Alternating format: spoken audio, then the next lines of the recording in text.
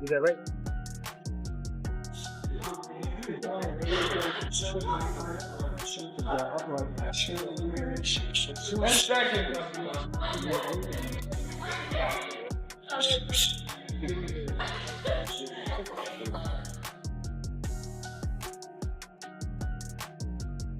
Today's our cardio day, baby. So stuff that we're doing today is not traditional, right? We're gonna be moving fast. We got 10 rounds, we got 30 seconds, simulating a 3-minute round with a minute break. With 1 week left, the atmosphere around Ryan Garcia doesn't feel loud or chaotic anymore. It feels controlled. And that quiet control is what should make people uneasy. There's no extra noise, no emotional spikes, just focus. The flashy mitt sessions or quick highlight clips that stand out, it's his eyes, calm, locked in. Every punch in training looks intentional now, like it's meant to solve a problem, not impress a camera. This isn't the version of Ryan bouncing. Okay, drive, get, baby. Good work. Woo. I'm 215 pounds, you pulling me like, Once he gets in that mode, it's over. Look good. I got numerous NFL guys, MLB guys, and he has a mindset far beyond all of them kids, which is crazy. Go. He's gonna be as fast as he can be, as strong as he can be. We're gonna get the knockout. Yeah. 10 more. 10 more. 10 more. Ready? Go. There you go. Even when I'm tired, 10 more. 10 more. Until I've done 1 million. Messed with the wrong Instagram fighter. And after I beat him, 10 more. That's my mentality right now. And controlled speed is scarier than wild speed every single time. You can see it in the way he throws now. No extra movement, no wasted energy, just sharp, deliberate shots like he's rehearsing. Between headlines and emotions, it looks like a fighter who has narrowed his entire world down to one opponent in one night. That shift alone raises the danger level. When a naturally explosive athlete becomes composed instead of unpredictable, that's not decline. Controlled speed is far more dangerous than reckless speed. You can see it in how he throws. No wasted motion. No unnecessary movement. Just sharp, deliberate shots. He looks serious, almost uncomfortable in his intensity. The entertainment side feels switched off. The competitor has taken over. That version shows up on fight night fully focused and emotionally steady.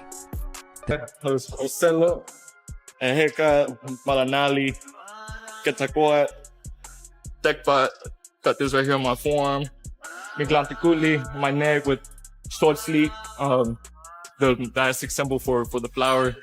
This is stuff that, we didn't get to learn, in the history books in school, but, it's, at the end of the day, it's our. And this becomes less about hype and more about execution. A disciplined Ryan is a completely different challenge from the one people think they understand. While attention stays on a calmer Ryan, Mario Barrios is preparing in a quieter but equally serious way.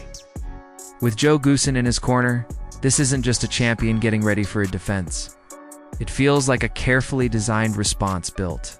Specifically for Ryan, Goosen knows Ryan's style from the inside. He's seen the patterns, the emotional surges, and the moments when speed turns into overcommitment.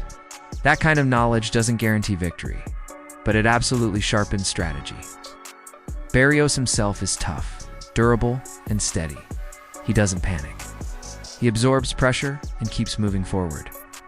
Now you combine. For this camp, they're 11th together. Virgil Hunter continues to emphasize discipline to complement his fighter's intrinsic passion. Get the defense out, you gotta remember. Move ahead.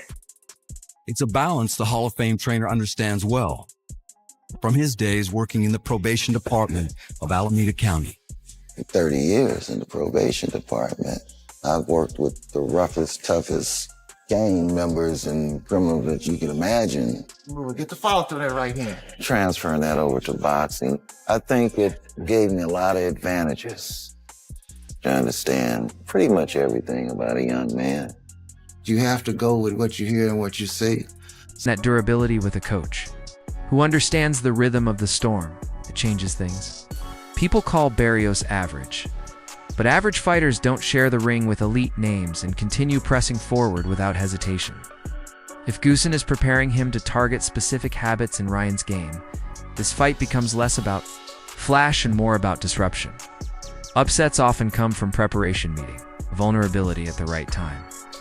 When Ryan admits that sometimes he can be stubborn in the ring and that his coach knows how to reach him in those moments, that's revealing. It shows awareness, but it also confirms how narrow the margin for error is. One mistake at this level can shift everything.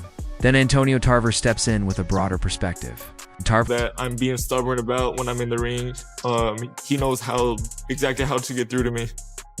And that's when I work my best. One mistake. And then we on the short end of this. You gotta narrow those mistake markers in. You don't let him get it. You don't create the opportunity for him. Let him force him to create it for himself if he go get it. So you gotta watch him every night and you see what he does and that stays in your mind. It's a bag. I can tell you watching it. Go ahead, son. calls this the perfect fight for Ryan. He doesn't mean easy. He means necessary. The belt is there. The moment is there. Now, execution has to follow. Tarver also makes it clear that if Ryan can't defeat Barrios, it becomes difficult to picture him overcoming other champions in the division. That's not disrespect. That's a measuring stick.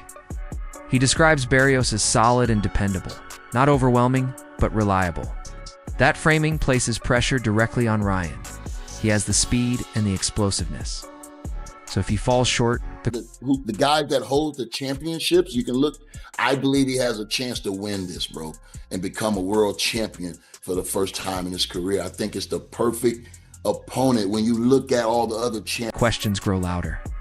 At the same time, Tarver emphasizes Barrios' heart and resilience. That toughness matters more than highlight. Power. He talks about focus, real gym focus, and maturity catching up to natural talent. That connects directly to Ryan's story. Talent was never the issue. Discipline and evolution are the real tests. Tarver isn't doubting Ryan's ability.